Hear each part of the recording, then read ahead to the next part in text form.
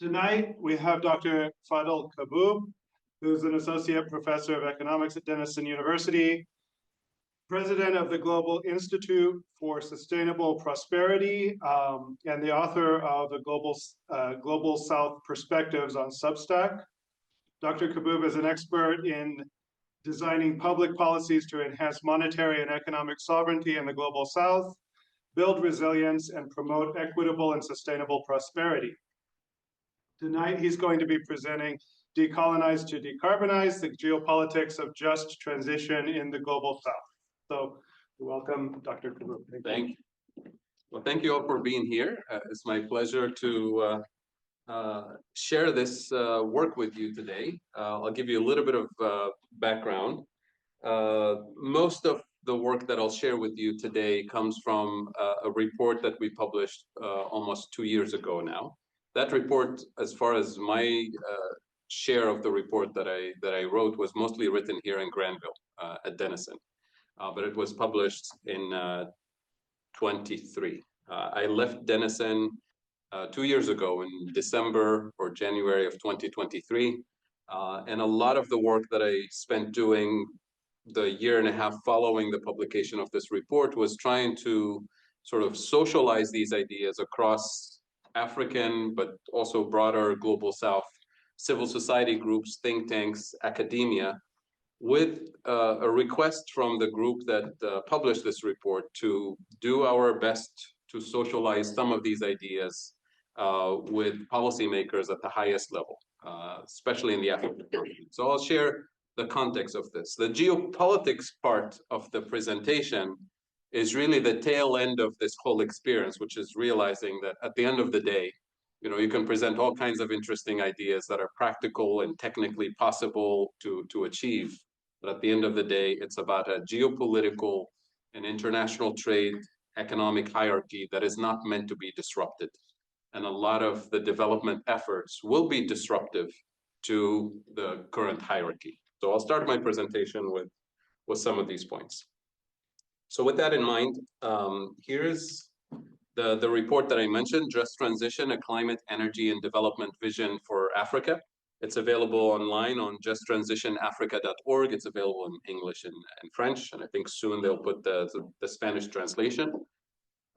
This report was published by the Independent Expert Group on Just Transition and Development, which is a group of experts that was convened by Dr. Yuba Sekona from Mali, who at the time was the vice chair, the African vice chair of the IPCC, the Intergovernmental Panel on Climate Change, which produces the most comprehensive report on climate change.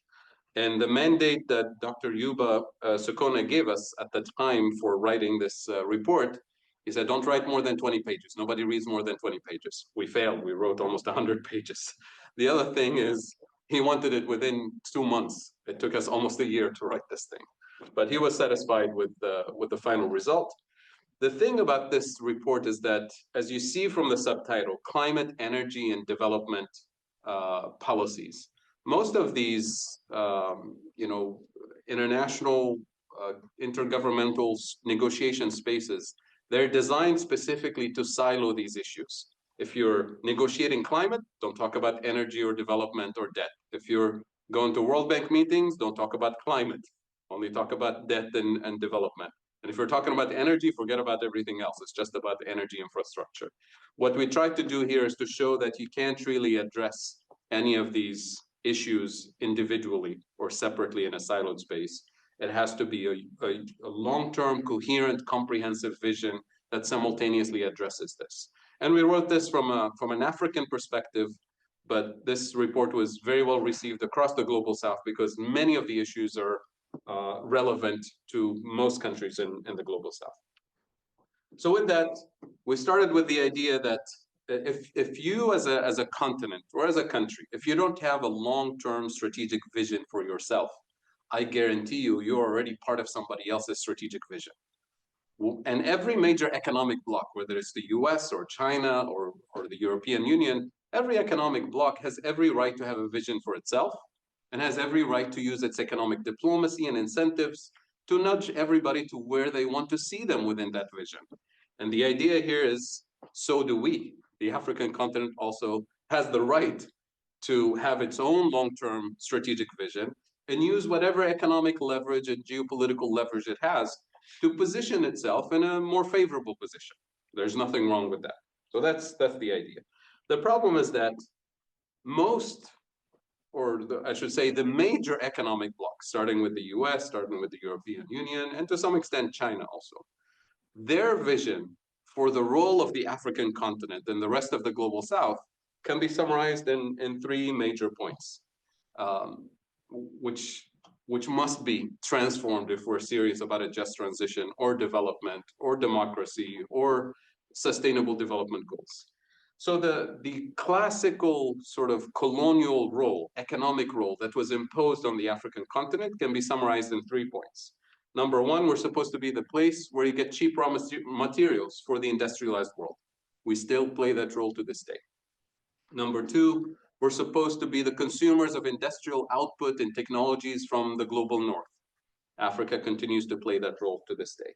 And number three, and most importantly, we're supposed to be the place where obsolete technologies, assembly line manufacturing that is no longer needed in the industrialized world is outsourced to Africa and the global South to be assembled with low-cost labor. But effectively what this does is that it locks you permanently at the bottom of the global value chain. And we still play that role to this day. So we're talking about the colonial economic roles that were imposed on the African continent. They're still in place to this day. And let me just do a quick footnote reminder.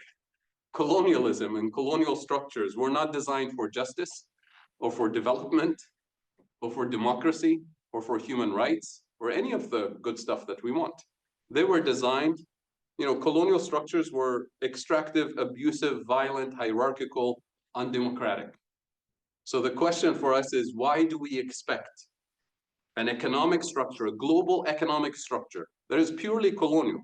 Why do we expect that same structure today somehow to deliver justice and development and human rights and sustainable development and all of that? And that's why the message from this presentation, as you've seen from the title, is that you can't decarbonize a system that hasn't been structurally and economically decolonized yet. Similarly, you can't democratize a system with an economy that is steered from abroad, basically. And for people who are interested in the concept of de-dollarization, similarly, you can't de-dollarize a system that hasn't been structurally and economically decolonized yet. And I'll illustrate what this means as we move forward. So, starting with the core structural economic deficiencies that we see on the African continent, I'll lay them out here to show you the mechanics of how this works, and then we'll see some of the numbers where you can sort of eyeball the problem with some of the data. Of course, the problem of external debt, that is debt denominated in foreign currencies, debt denominated in dollars primarily, is a huge problem because it consumes quite a bit of a country's fiscal policy space. I'll give you a quick example. Kenya is a country that spends 50% of its export revenues on servicing the debt, just paying interest on the debt. 50% of the entire country's export revenues. And Kenya is just one example. Many other countries are locked in the same debt trap. But this external debt that prevents countries from spending on the core strategic pillars of economic development or prosperity, this debt is actually a symptom of deeper structural issues that I can summarize in 3 major issues. Number 1, energy deficits, and I'll explain what it means. Number 2, food deficits. And number 3, value-added manufacturing deficits. When I say food deficits, I'll start with energy actually. When I say energy deficits, I include Africa's largest oil exporter, Nigeria, which up until a few months ago, Nigeria imported 100% of its gasoline from abroad. The biggest oil exporter has energy deficits and energy poverty. The second largest exporter, Angola, to this day imports 80% of its fuel. So you're locked into a system, an energy system, where even if you're the biggest producer, you're in a system that exports the crude oil, which is the cheaper form, and then you import the more expensive refined petrochemicals, the gasoline and kerosene and industrial chemicals. On the food front, Africa today, according to UNCTAD, the UN Conference on Trade and Development, Africa imports 85% of its food. 85%, when less than 100 years ago, the continent used to be the breadbasket for colonial powers. Again, this transition didn't happen by accident. It was by design. It's colonial and post-colonial design. That is, as soon as the continent started to gain independence, there was a major restructuring of the global food system, whereby the major producers, the US, Europe, and at the time the former Soviet Union, the major economic blocs, started to heavily subsidize agricultural production to prioritize the production of wheat, corn, barley, the core crops, right? And that is true not just in Europe, Japan, Australia, Canada, all the major producers. That forced African producers of those core crops out of business because they couldn't compete with the cheaper corn and the cheaper wheat coming from the Soviet Union or the US or other places. So they had to specialize in what we call cash crops, producing coffee, tea, tobacco, cacao for exports, tropical fruits, complementary food items that are not necessary for your survival. But then you start also producing whatever your buyers want you to produce for them, because we've moved into a concept that was invented at the time and enforced in international trade rules and even in economic thinking, the concept of food security, which I call one of the most dangerous colonial terms, post-colonial terms. Because the colloquial term, food security, is a great thing. I mean, who doesn't like food security? Of course we want food security. But the technical concept, food security, means the following. It means you secure the caloric nutrition of your people, either by producing the food yourself, which we don't do anymore, or by buying it from abroad, which most countries in Africa do, or by borrowing money to buy it from abroad, which gets you in a debt trap, or even worse, by receiving it as food aid. Because food aid is the worst thing you can do to your farmers. They can't compete with free food, right? So this is precisely what happened in the 1950s and 60s, starting with one of the most important changes in the foundation, actually one of the foundation pillars of the European Union is the Common Agricultural Policy, CAP, which is in place to this day.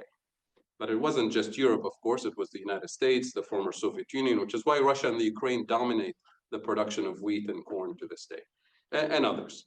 So that is the food security concept that was enforced on the continent. And then finally, the kind of manufacturing base that the continent was allowed to have, and I use my words very carefully, allowed to have, is the kind where you have to import the machines, you have to import the fuel to power the factories, you have to import the intermediate components to be assembled with low-cost labor, and you even import the packaging in many cases.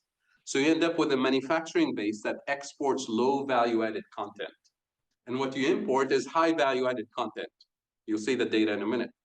So in that kind of structural deficiency, you can double, triple, quadruple your exports. You're always locked at the bottom of the value chain. So these are the structural deficiencies that when you put them together, you have structural trade deficits. And if you're an econ student here, any country with a trade deficit or structural trade deficit will face the following situation. Its currency becomes weaker or cheaper relative to the dollar, relative to the British pound, or the euro. And with the weaker currency, anything I need to buy the next morning, it costs me more in real terms. So I'm literally importing inflation in the most sensitive areas of my economy. In the case of African countries, you're literally importing food the next morning, right? Because you're food dependent. Fuel to power your economy. You have fuel inflation, medical equipment, medicine for your people, all the basic necessities you're importing them with built-in inflation. So what do you do in that case? If you don't do anything, you face an immediate uprising by your people because the cost of living is unaffordable. So what do governments do? They immediately move into a defensive position because they don't want the social unrest that will inevitably come from this situation. So we do a couple of things. First thing is you subsidize food, you subsidize fuel to protect the most vulnerable, and you subsidize health services as much as possible. But that's unsustainable after several decades, right? You can't just treat the symptoms of this problem. And number two, we ask our central bankers to do their best to stabilize the exchange rate, to defend the exchange rate. How do they do it? With the usual band-aid solution. They borrow more dollars to defend the exchange rate and therefore feed this vicious cycle of the debt trap. And as soon as we have external debt from foreign lenders who dictate conditionalities on these loans, they want to be paid back in US dollars, which means they want you to prioritize economic activity that will generate US dollars as quickly as possible. So that feeds into that lock-in position that I described earlier, for you to prioritize the extractive industries, for you to offer any kinds of concessions to foreign direct investment to come set up shop so you can drive your export-oriented industry and generate those dollars as quickly as possible to service the debt.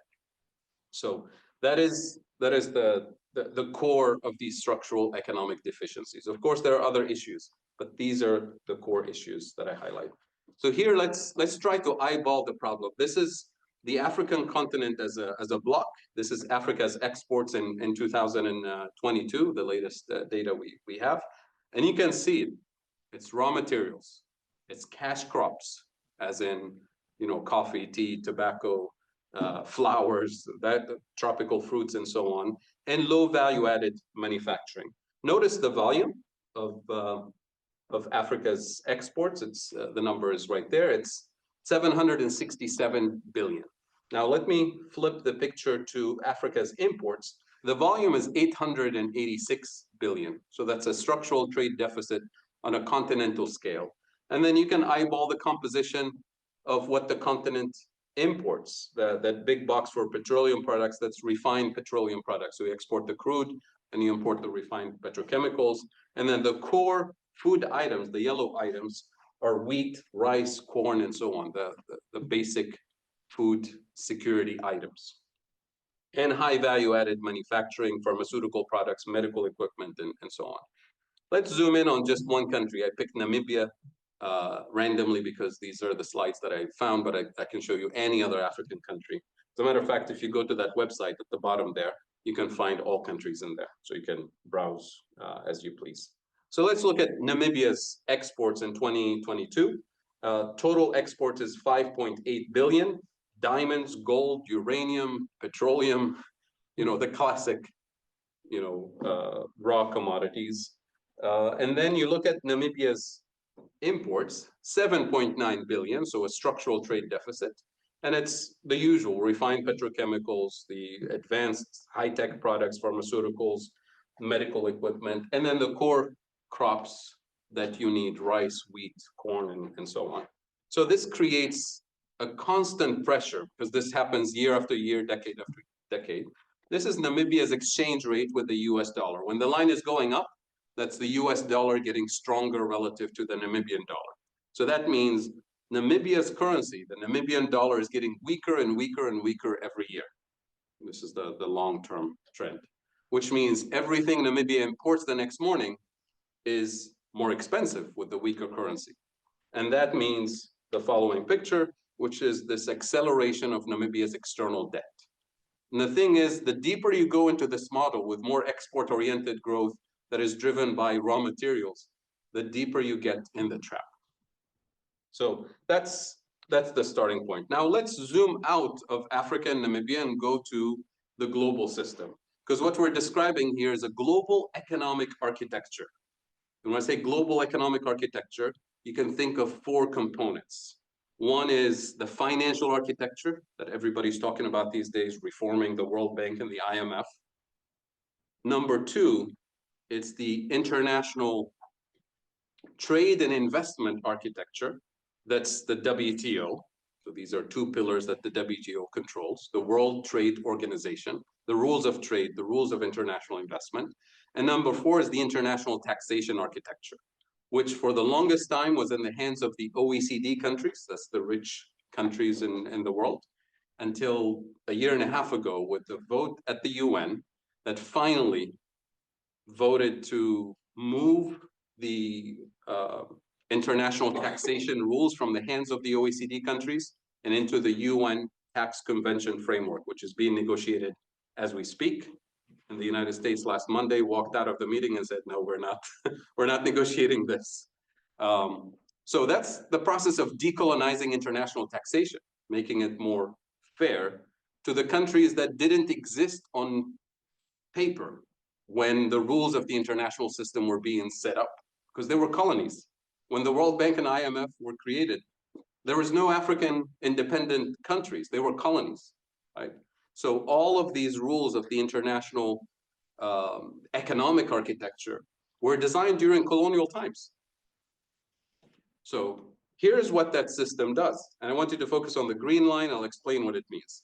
If you divide the world in two groups, global north and global south countries, and then we track all global financial transactions, investment, foreign direct investment, exports, imports, remittances from workers, even illicit financial flows, all the transactions, the net amount gives us that green line, which the last data point we have here is $2 trillion moving from the global south to the global north. Did you guys hear me? From the global south to the global north, $2 trillion. Notice the green line has been accelerating over the last couple of decades. So this is the economic architecture that was designed for extraction from the global south, is doing precisely what it was supposed to do. So that's why we say, if we're really trying to fight this big problem, it's called climate change, we want to decarbonize the system, we can't do it under this economic architecture. If we're trying to, bring democracy to countries in the global south, you can't do it under a colonial system, because by definition, a colonial system is not supposed to produce a democracy or human rights. I mean, look at what's happening in the DRC as we speak. All the major global north countries are weaponizing the neighbors to extract from the richest country on the planet in broad daylight. That is what's happening in the DRC. So that is, if we don't do anything about the architecture that's producing this, I guarantee you that green line is going to keep accelerating. I mean, when I first started looking at this, when I was in grad school, the number was 500 billion, and we thought it was outrageous that $500 billion moved from the south to the north. Today is 2 trillion and accelerating. So we're not going to be able to move forward on this. So to summarize where we are on the climate front, so on the decarbonization efforts, this is, to me, the summary of how things are working out today. You have $2 trillion moving in the wrong direction. Next to it, you have the $300 billion that was pledged to be delivered maybe by 2030, right? We haven't seen any of the money yet. A lot of it is loans, actually, not grants to the global south. This is the amount that was pledged at COP29 a few months ago in Baku. That tiny little green dot, that's the Green Climate Fund, which I checked this afternoon has $15.9 billion in it. And then the tiny little dot on the far end there, I don't know if you can see it, that's the Loss and Damage Fund that was created in COP28 in Dubai the year before, 2 years ago almost now. And that's $700 million. I think it's 750 right now. $1 million, not billions. So you cannot find a single climate fund from all the climate finance efforts that we've done in the last few years that can offset this. We're not even close. And you cannot find a single climate fund that matches the annual profits of the biggest oil companies extracting from the African continent. So this is how unserious the world is about climate finance, about this effort. And that's why we try to push to the roots of this thing, which is the colonial architecture behind these numbers. And yes, you're taking a picture. This is where I ask people to take a selfie with this and send it to their favorite climate negotiator. Say, let's fix this. All right. I'm happy to share the slides, by the way. So the structural solutions, we looked at the structural problems. And I insist here on pushing for Pan-African / Global South cooperation, because none of this can be done one country at a time. For strategic investments that will target those three categories, those structural deficiencies that I described a little bit ago. Number one, strategic investments in food sovereignty and agroecology, which coincidentally happens to be a solution to the debt issue, but this is also a climate solution, food sovereignty and agroecology, not food security, the colonial concept I described earlier. Number two, renewable energy sovereignty, not renewable energy for exports. And I'll show you the data in a minute, but just to give you a sense of how tremendous this potential is for renewable energy production. The International Renewable Energy Agency, IRENA, their report on the African continent from 2 years ago concluded, essentially, it's in the executive summary if you don't want to read the whole thing, that Africa by 2040, which is the day after tomorrow, by 2040, Africa can produce 1,000 times its anticipated energy needs from renewables, existing renewables technology, not new innovations, and completely replace all of the continent's fossil fuel exports. 1,000 times. It's like you take OPEC countries, the countries that dominate the oil industry, right? The cartel of countries.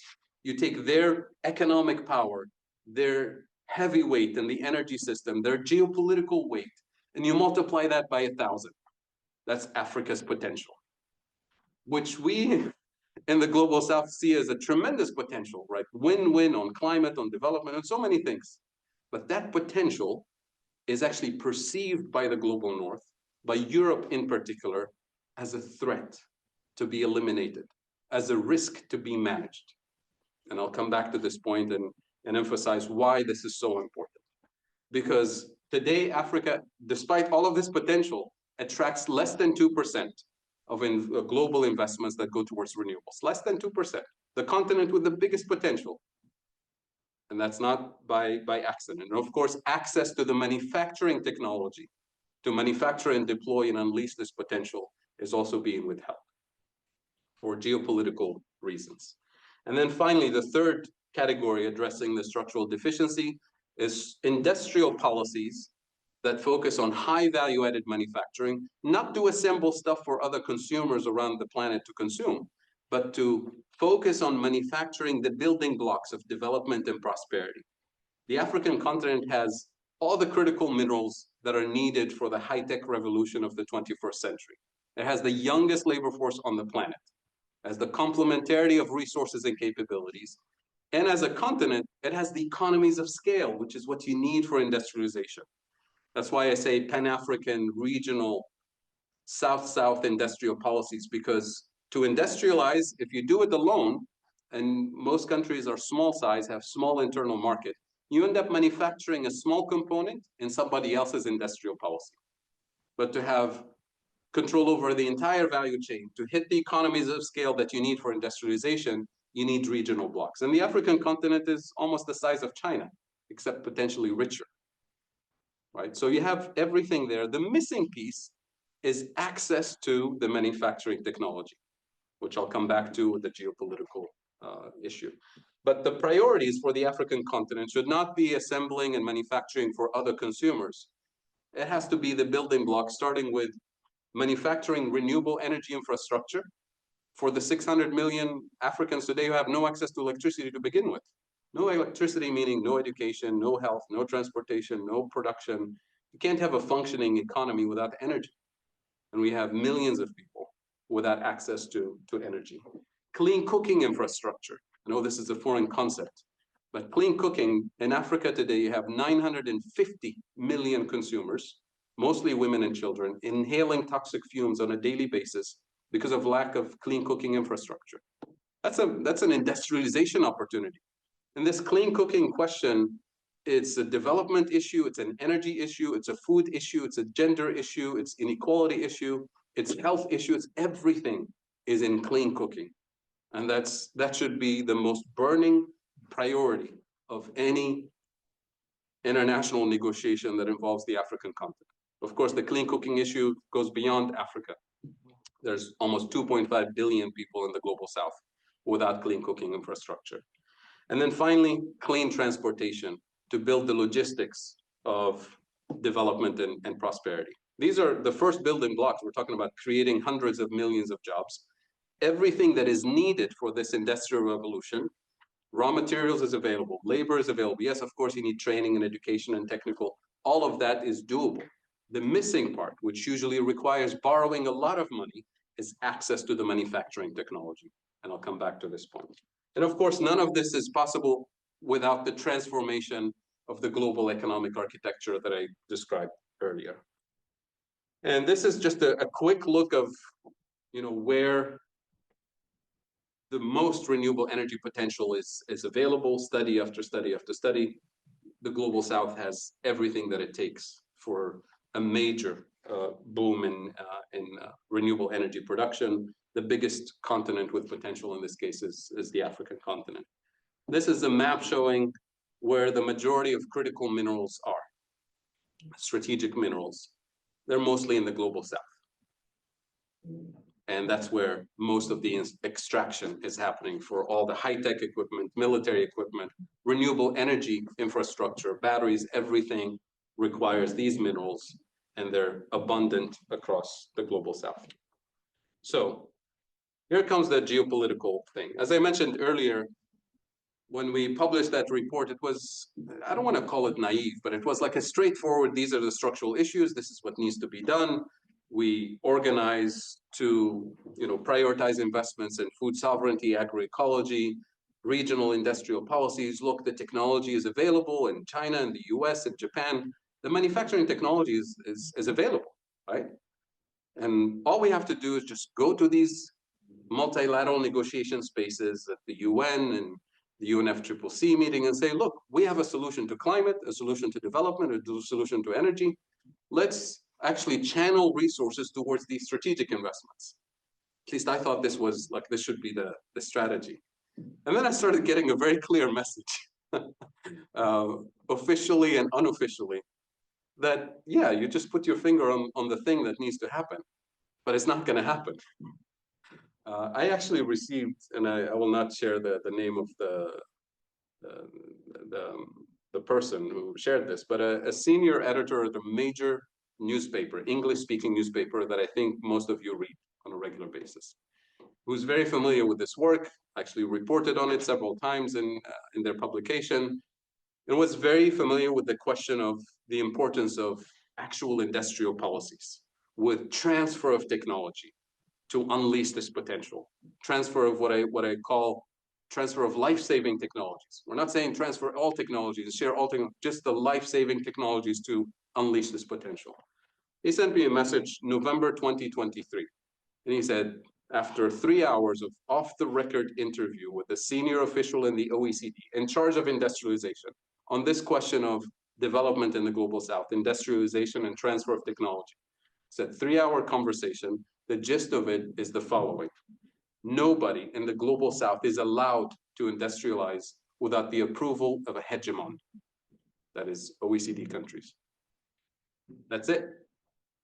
You're not allowed to industrialize because unleashing Africa's potential in particular means that Africa is no longer locked at the bottom of the hierarchy. It's moving somewhere else, up high.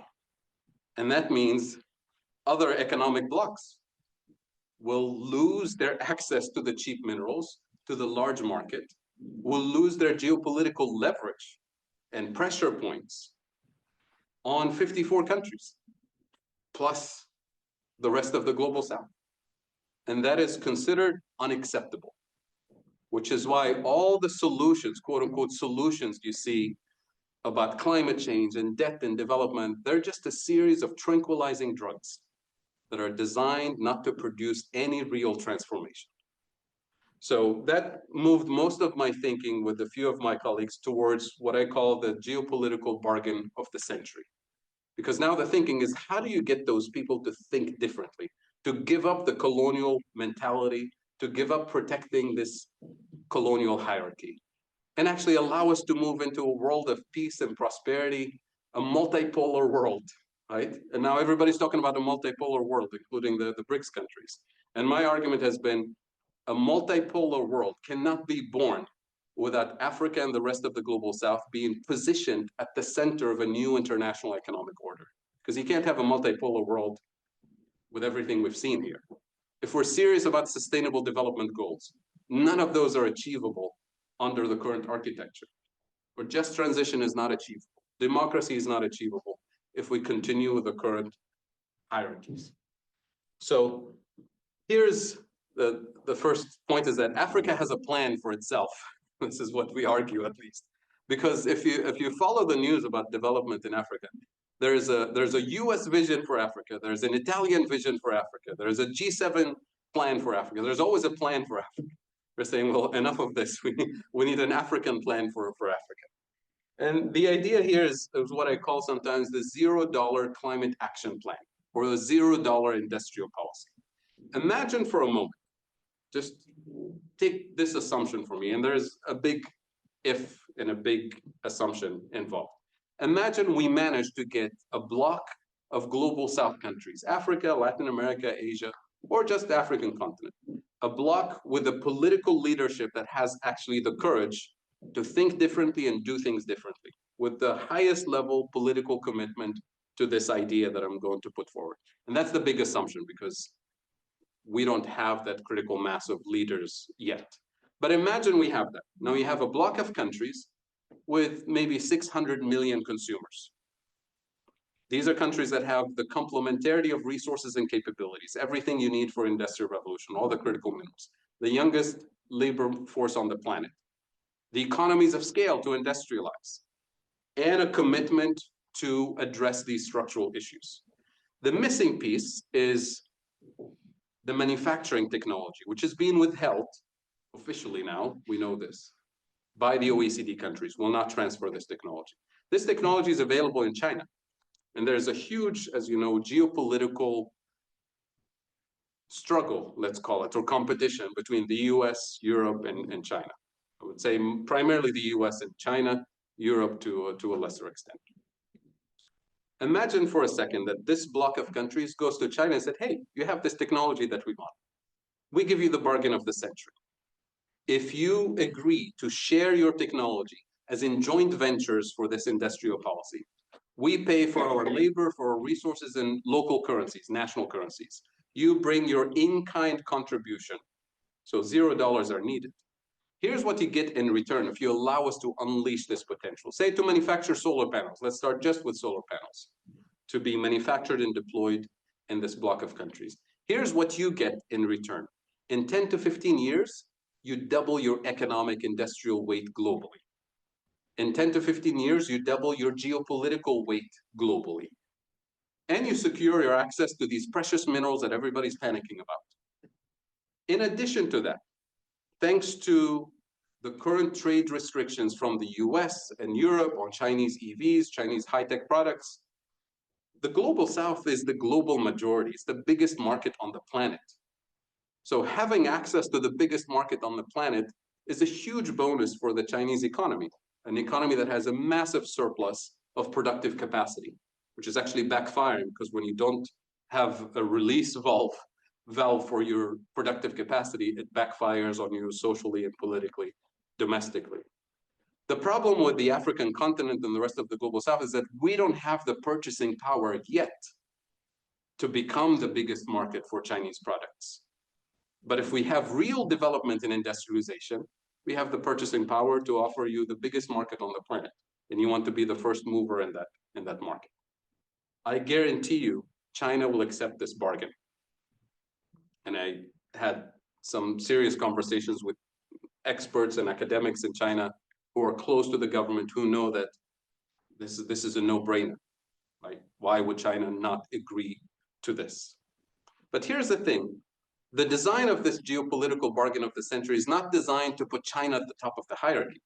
All we need is triggering this process with China. Because once you start that process, you immediately have the second bargaining chip to go to a country like Germany today and say, look, we give you the same bargain we just gave to China. If you share technology, as in joint venture partnership, we're not saying we're taking it for free, for wind turbine manufacturing, on our terms, to be manufactured and deployed in the global South. You go to France and say, we want high-speed rail technology, manufactured and deployed on our terms here. If France says no, we say, okay, we'll try Japan. They have high-speed rail too, right? At that point, they can't say no. We don't share technology, we don't transfer technology. Because if they say no, China has high-speed rail, wind turbine technology, pharmaceutical technology, everything is available to transfer. Nobody in Europe or the US would want to see China quadruple its economic and geopolitical weight by having all this transformation happen on global South terms with China alone. So the idea here is not to position China at the top of the hierarchy, but rather position Africa and the rest of the global south at the center of a new international economic order, a new multipolar world. Of course, there's many other dimensions, because when I first started sharing this, somebody said, well, that's when all the assassinations will start. Yes, because we've seen this before, right? So part of that partnership, the initial block that will start this, will have to, number one, have an internal pact, different kinds of security pacts, but one of the core security pacts is to secure food supply lines, secure fuel supply lines, medical supply lines within the bloc. And that's why you want to leverage the complementarity of resources and capabilities. But the advantage of starting this bargain with China in particular, and especially if you have the major global south countries like South Africa, like Brazil, then you have a core of the BRICS bloc already built in. And BRICS, by the way, includes Russia, if you forgot. So all of a sudden, you must have some kind of security pact that will act as a counterweight for NATO. Because this is now the global majority redesigning the entire architecture on new terms that we've never seen before. So of course, the dominant powers will not let that happen. So the idea here is triggering this process, but you have to do your homework, because you don't walk into the lion's den unprepared. You get eaten alive, whether it's China or the US or Europe. So the formation of that initial bloc, the coherence of the vision, the political commitment cannot be, done without preparation. So that's the gist of it. And I forgot to click next here, where I talked about the role of China and the US. And that's really, in a sense, you would think, oh, this is a novel new idea. Absolutely not. Nothing that I shared with you today is new. It's just repackaged for the moment.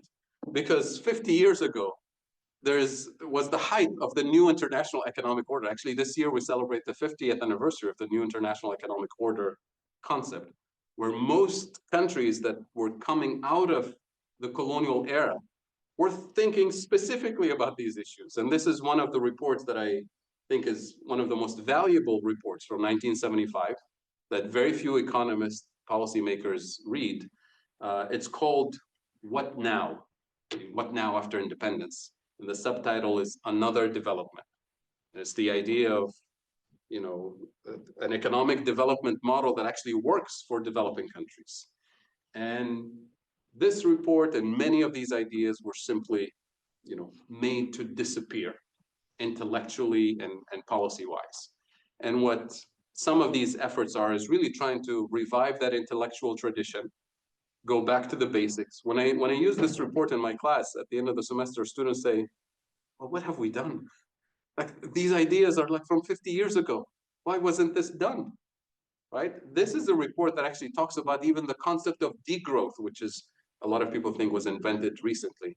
They don't use the term degrowth, but they talk about phasing out fossil fuels. They're talking about industrial policies, South-South cooperation, and the idea of South-South solidarity, not as a nice fluffy thing we say to each other in nice meetings. I mean, of course, we like each other and all that, but it's a geopolitical and economic necessity. You can't move forward without that kind of solidarity and unity. And with that, I'll just close by saying the time to act is now. There's, the polycrisis, so-called polycrisis, calls for urgent, bold, and radical action. And I don't say radical in the political sense of the term, although you can take it that way. Radical in the literal sense of the term. Radical means you go to the roots of the problem. Because if I don't go to the roots of the problem, I'm operating at the surface level. And that's what we call superficial intervention. Superficial intervention is designed to reproduce the status quo. So that's why we need to go to the roots of these structures. And that's what we try to do in this report. The current climate finance framework, as I've showed you the numbers, is not going to deliver any meaningful climate action or transformation. Refocusing the climate finance debate towards just an equitable transition and climate reparations cannot happen without an economic and geopolitical leverage. I mean, this is what I commented on when we finished the COP29 meetings in Baku. And I'm happy to share the reflection I wrote. But my message was very clear, that COP29 was not about climate finance. That's what all the headlines are about climate finance. It was not even about climate. Fundamentally, COP29 was about the geopolitical hierarchy that is not going to be disrupted. And that's exactly the position at the end of the day of the US and Europe and their allies. Because if we delivered real transformative climate finance, it would have done the kind of stuff that I described here.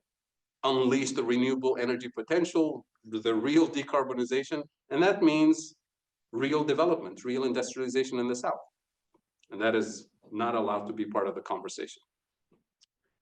And a Pan-African global South unity, even global North solidarity, are the economic and geopolitical prerequisites for climate reparations, just and equitable transition, and a new multipolar world of peace and sustainable prosperity. And I truly believe that this better system that we're describing here is within reach. It's like the real Wakanda is right there if you watch the movie. And it is possible, desirable, and affordable. Thank you. Happy to answer a question.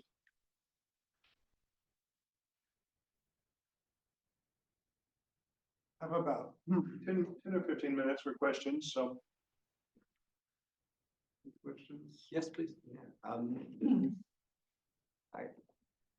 As you were talking about the geopolitics of it all, and answering briefly the question about how are you going to sort of control all the assassination? Not me.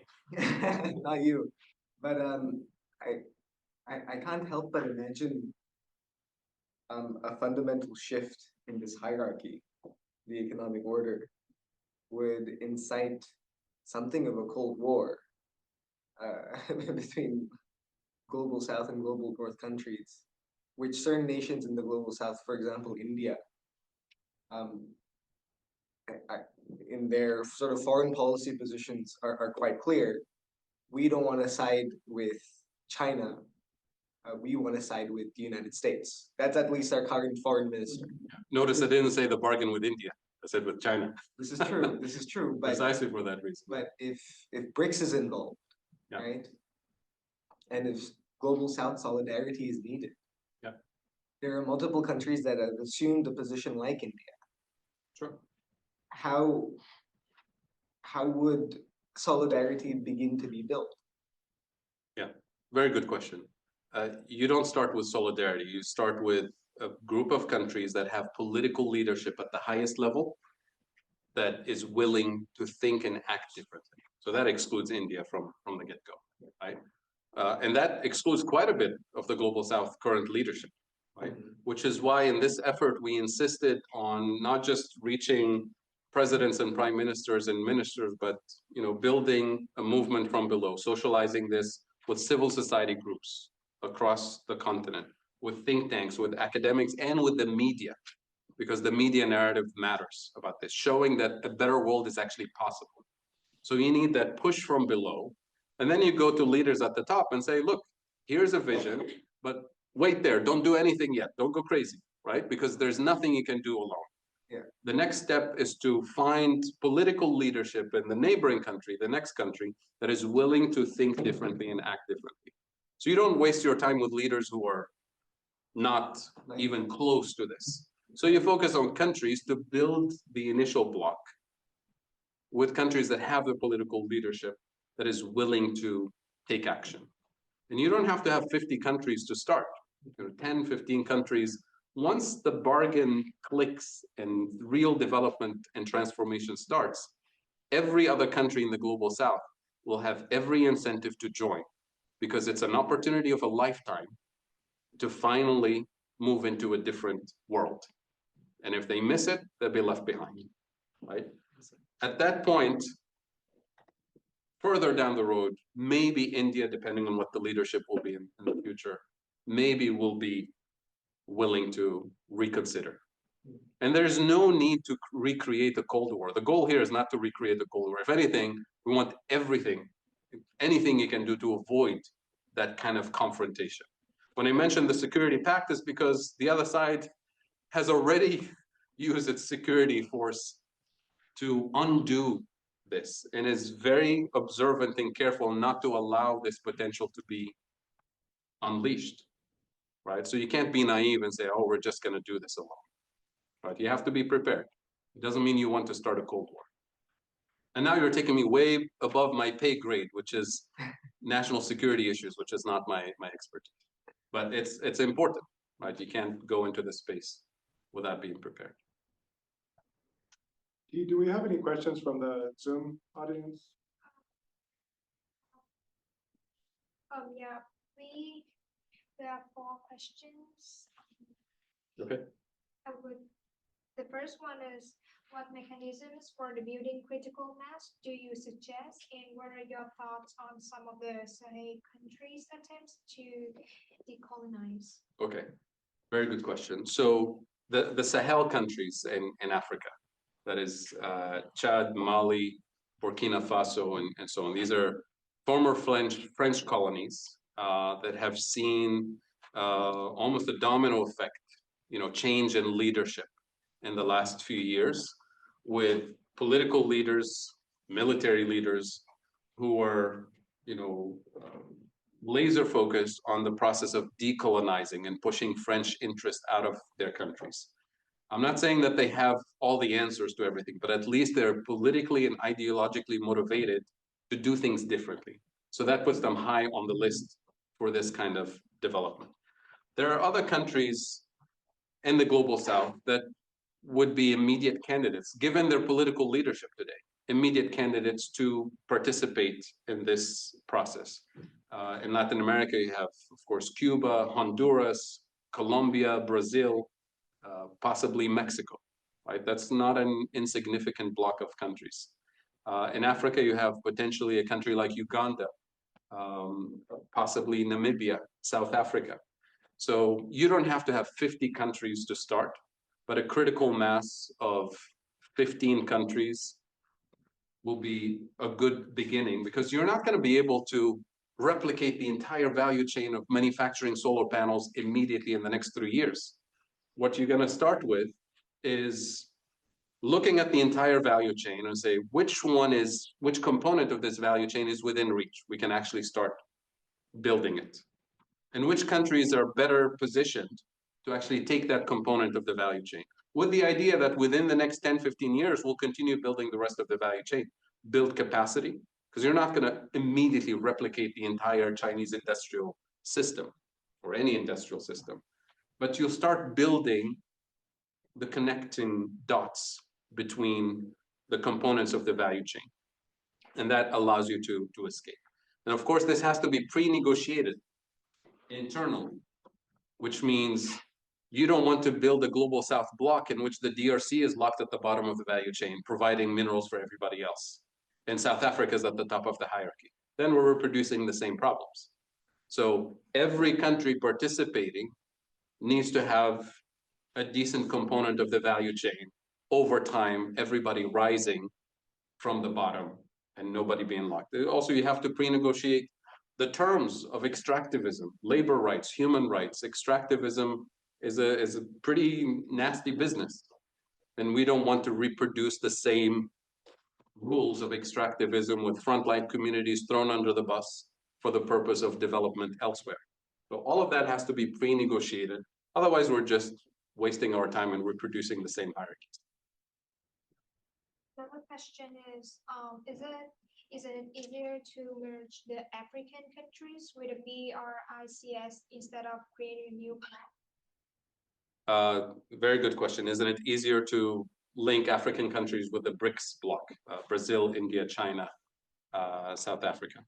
I don't think BRICS is the right starting place for this kind of vision, because when you think of BRICS as a bloc, it's ideologically designed to sort of beat the existing dominant economies at their own game, which is a mercantilist view of the world. We're going to export our way into wealth under the existing rules without challenging the rules. Now that's changing slightly after the sanctions on Russia. You know, China and Russia in particular are panicking about the existing architecture being weaponized against their own interests. And they're moving towards building an alternative financial architecture, payment system and all that. But it's still within the mercantilist view of the world, which India loves the most, right? So that's why BRICS is not designed for this. But if you start with a block of countries who are willing to strike this bargain with China in particular, and China only because it's the country that has the entire industrial base that we want to replicate, or at least replicate parts of it, then potentially if you have South Africa and Brazil from the global South and China in the same block, you could help influence rewiring the BRICS model towards real development and transformation of this kind. But it's not going to start from there. And you don't want BRICS to design the development model. You want the development model to come from the countries who need it the most, because BRICS today is not designed for this. Another question. Yeah. And there's, I'll take yours, I'm sorry, and then I'll come back to you since you asked the question. Yeah, I'm interested in like how you would respond to like the view of development economics like put forward by like economists like Hernando de Soto, where like the argument is instead of kind of issues with like the global kind of financial system, like issues are with like, you know, things like economic freedom at home and like the inability for it to be profitable for, you know, the production of like you know, manufacturing higher up in the value chain. Yep. And whether or not like that could what part that would play kind of like in this industrialization. Very good question, and that's why in the beginning I alluded to this message that the colonial structures that persist to this day were not designed for freedom, right, or justice, or development, or, you know, sustainability. None of those noble goals are achievable under the current architecture. But today we're told that first you need to put in place your democracy and freedom and human rights, then development will come, right? I don't think so. I don't think it works that way. At least it hasn't worked yet. Yeah. So Rob, yes. I see a very optimistic view of the position of the African countries. They like to do it, and this damn colonial powers of the past still are imposing their power. It is true to a good extent.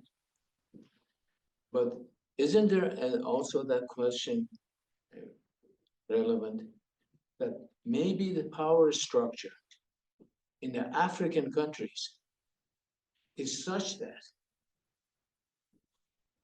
the power structure benefits from the existing order, economic order? Absolutely. The example of oil, I think, could be something relevant. Yeah. Oil used to be dominated totally by the Seven Sisters, who was called, yeah. 7 companies. And what you say about Nigeria, that has all that oil, and if its petroleum has to be imported, yeah. used to be the case of the oil countries. Sure. All of them were. But then in 1950, something happened. The biggest monopoly over the oil was broken. Mm-hmm.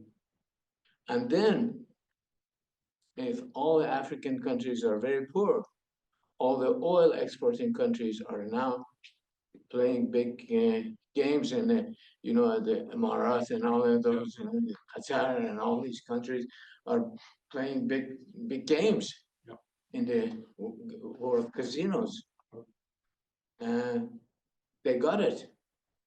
But what happened that day? How did they get it?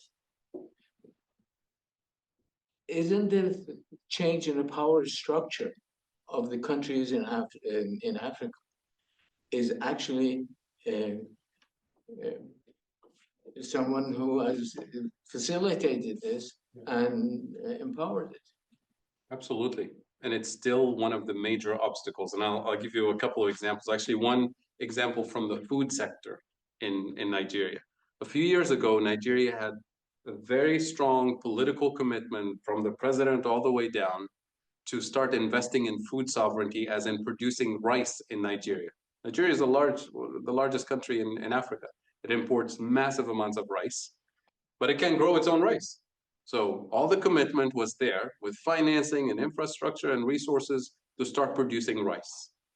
Except they forgot one important thing, which is the power structure, which is there are 4 or 5 guys, I think, they're usually guys, that have the exclusive license to import rice. Now, why would they want anybody in the country to grow their own rice and kill their business? So they used every ounce of power they have, political influence, violence, you name it, to destroy the food sovereignty program that the country put in place.